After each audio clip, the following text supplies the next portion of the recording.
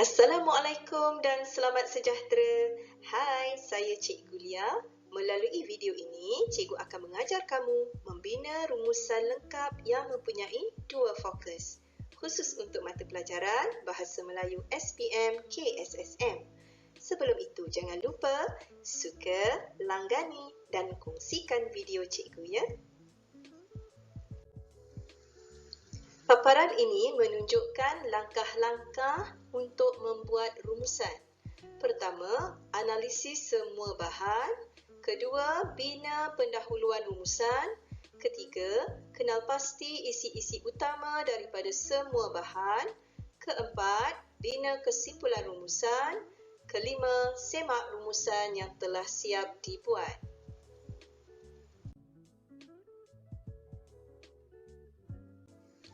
Langkah yang pertama ialah menganalisis bahan.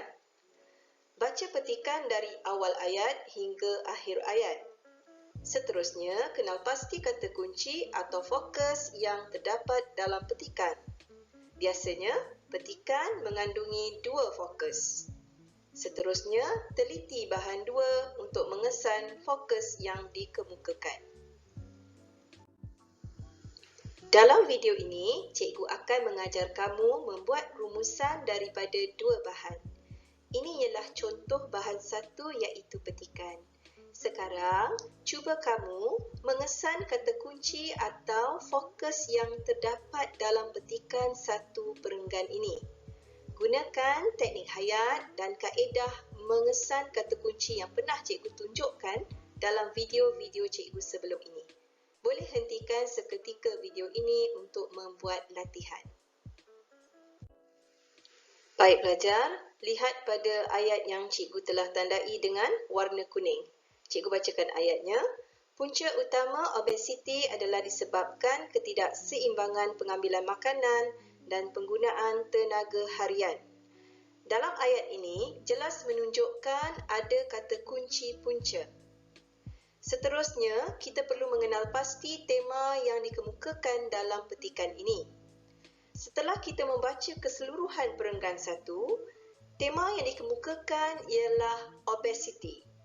Maka, fokus satu bagi petikan ini ialah punca-punca masalah obesity.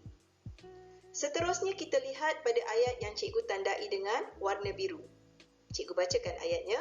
Suka atau tidak, individu obes perlu mendapatkan panduan dan nasihat daripada pakar pemakanan agar dapat mengamalkan diet yang betul dan sihat.